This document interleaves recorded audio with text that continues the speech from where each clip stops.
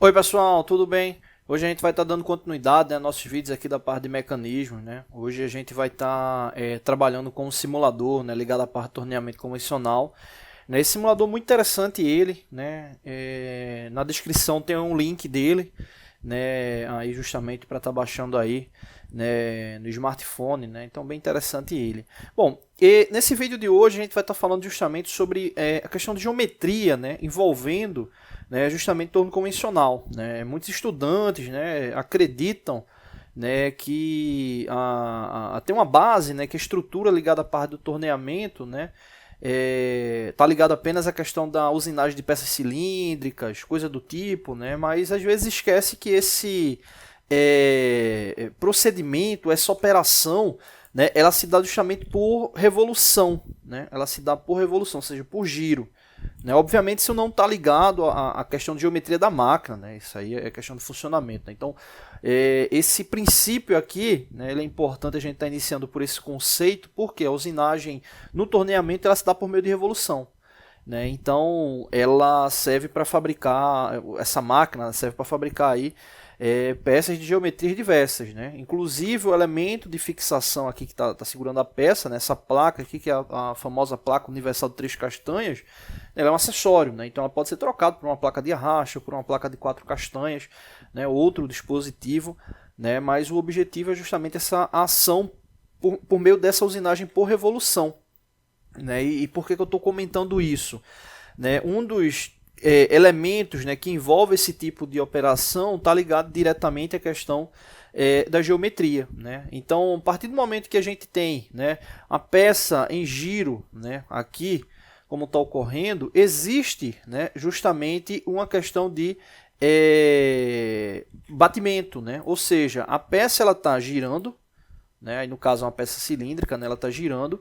E o que acontece, né? Se a placa que está segurando a peça, ela tiver, né, um desbalanceamento, algo do tipo que venha a gerar nesse deslocamento, exemplo, vamos supor, tomando como base aqui o centro, né, vamos supor que ela tem um deslocamento de 2 centésimos para esse sentido aqui da esquerda para a direita, né, 2 centésimos aqui, vou colocar aqui positivo, 2 centésimos para esse lado aqui.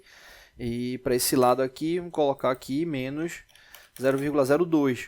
Ou seja, essa ação ela é replicada na peça. Né? Por isso que é muito comum, né, quando se compra um torno convencional, né, fazer essa análise justamente de batimento. Né? Verificar se a peça ela tem essa tendência de ovalização. Né? E aí entra um detalhe importante. Né? Muita gente quando está iniciando nessa área, né, normalmente o pessoal trabalha muito com paquímetro, né? E às vezes você vai fazer a medição e o que acontece, né? Você força a medida, né? O que é forçar a medida? É estar utilizando o paquímetro, né? Com a pressão acima do necessário, né? Justamente dando aquela tendência para que a medida ela venha a ser atingida, né? Você está lá usinando a peça, fica lá pressionando o paquímetro, né? Enquanto não é correto isso, né? Levando em consideração justamente as características ali do instrumento. Né? Então, exemplo, num caso como esse, que você vai estar justamente fazendo uma verificação dessa inicial, é importante verificar essa questão do batimento, né? Principalmente se for possível com micrômetro, né? Pelo menos aí com aproximação de 1 centésimo, e fazer medições, né, em vários pontos ali da periferia circular, né, para você verificar se a peça está ficando ovalizada, se ela está ficando cônica. Né? Então é importante essa análise ligada a essa questão da geometria, né, para justamente verificar como é que está a característica ali de balanceamento ali do mecanismo. Né? Então é importante isso aí que é uma característica ligada ao funcionamento dele. Né? Ou seja, para você fazer uma correção dessa aí, você tem que fazer um trabalho ali de retífica mesmo ali no mecanismo para tentar minimizar esse batimento. Né? A questão do nivelamento do equipamento é importantíssimo. Né? Essa questão do nivelamento, né? Mostrar aqui para vocês aqui essa a questão da fundação, né? Da base aqui do mecanismo. Né? Isso é importante porque quando a gente está utilizando, né, essa máquina, a gente às vezes se esquece dessa questão da base, né, de onde é que o equipamento ele vai estar ali fixado. né? E você nota que é uma estrutura que traz uma série de componentes, né? Então a questão do nivelamento, né, é importantíssimo, né? Justamente você está verificando lá com o nível de precisão se o elemento ele está de fato ali perpendicular ali ao plano do solo, né, para justamente não ter nenhum desbalanceamento, né? Então aí também é uma das características interessantes aí para verificação de geometria dessa máquina, né? Outra característica também importante é quando se utilizar, né, justamente a ponta móvel, né, esse elemento aqui, já que ele é um acessório também, ele tem a possibilidade de deslocar, né, justamente no plano transversal, né, tem um parafuso que você regula ali, né, justamente para estar fabricando peças cônicas ou alinhando mesmo ele, né? Inclusive mais para frente eu vou mostrar um acessório, né, que a gente utiliza, né, bem interessante para estar fazendo essa regulagem, né? Mas a nível de geometria, né, é importante fazer essa verificação prévia, porque depois que o processo de usinagem ele começa, né, depois que esse processo ele começa, né, às vezes você está pensando que é ferramenta, né, parâmetro de corte, e pode ser um problema ali da própria máquina, né? Então é importante fazer essa análise prévia para verificar se está tudo ok, tá bom? A gente vai fazer alguns outros vídeos, né, trabalhando com esse simulador, né? Ele é bem interessante, o link está aí na descrição, tá bom? Não deixe de se inscrever no canal, toda semana tem vídeos novos, valeu! Oi pessoal, tudo bem? Hoje a gente vai estar dando continuidade nos nossos vídeos aqui da parte de mecanismos, né? Hoje falando novamente aí sobre torno convencional aí no simulador, o link está na descrição. E hoje a gente vai estar falando justamente sobre velocidade de corte, né? A gente já falou algumas vezes sobre essa questão de velocidade de corte, né? E é importante, né, justamente essa análise desse parâmetro, levando em consideração aí a fabricação de peças, né? Tanto como torno convencional, como fresadura, retífica, enfim, né? Quando a gente fala de velocidade de corte, muita gente se confunde, né, com alguns outros parâmetros, né? Às vezes confunde com a questão da RPM, né? RPM, rotação por minuto, né? Às vezes se confunde com a velocidade de avanço, né? Que são parâmetros diferentes, e quanto à velocidade de corte, ela se refere especificamente à questão do momento de contato da ferramenta em relação à peça, né? Então é uma relação de execução, né, que toma como base justamente esse contato da ferramenta em relação à peça, ou seja, durante o processo de usinagem, né? E essa velocidade de corte, ela toma como base justamente o contato da ferramenta em relação à peça, mas nesse caso aqui especificamente do torno, tomando como base o diâmetro que está sendo executado, né? Então, supondo que a gente esteja vendo essa peça cilíndrica aí de forma frontal, né, e aqui a gente tem a ferramenta, então justamente a velocidade de corte está ligada justamente à velocidade, né, com o qual a peça vai estar ali tocando na ferramenta, né? Ou a ferramenta tocando ali na peça. Aí você pode dizer, pô, mas não é RPM não? Porque o que acontece? Rotação por minuto, né, é um parâmetro que a gente vai ter de um deslocamento com base no tempo, né? Então, quando a gente pega um parâmetro de uma ferramenta que tem lá a indicação, né, a velocidade de corte dessa ferramenta é de 50 metros por minuto, ou seja, essa relação é justamente o que a gente tem que calcular enquanto RPM para atingir essa velocidade de corte, né? Então, quando você vai utilizar o cálculo para RPM, né, exemplo, vamos supor que o diâmetro da peça seja 45 milímetros, né? Então você vai ter a velocidade de corte, que no caso aí é 50 metros por minuto, multiplicado por 1000, né? Multiplicado por 1000, dividido por π vezes d, né? Dividido por π, vou fazer um π aqui improvisado, π vezes o d, né? Que seria aí os 45 milímetros, né? Então, quando você calcula isso aqui para chegar a um RPM, né? Eu não vou nem calcular, vamos supor que dê 1500 RPM.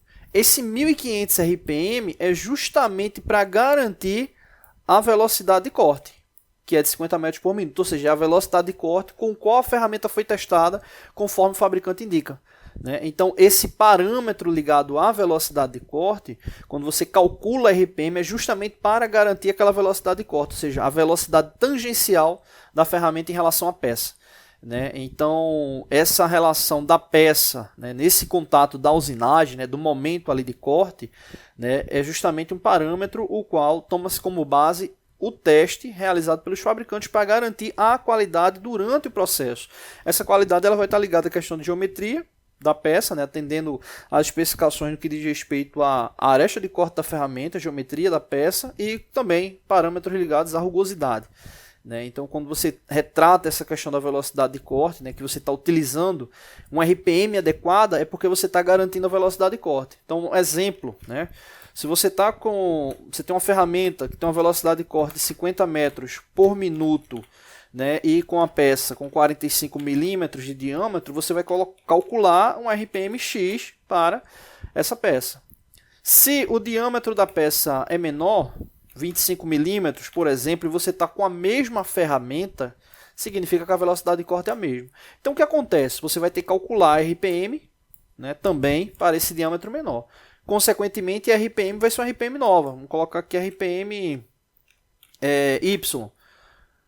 Por que a RPM altera? A RPM altera para garantir a velocidade de corte.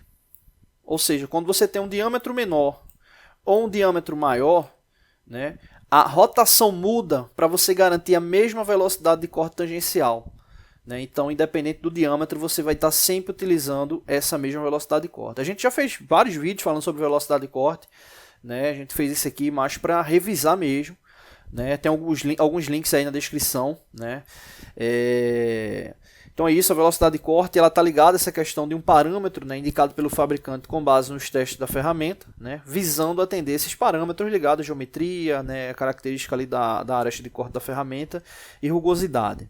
Tá bom? Então, velocidade de corte ela não é RPM, não é velocidade de avanço, nem é profundidade de corte.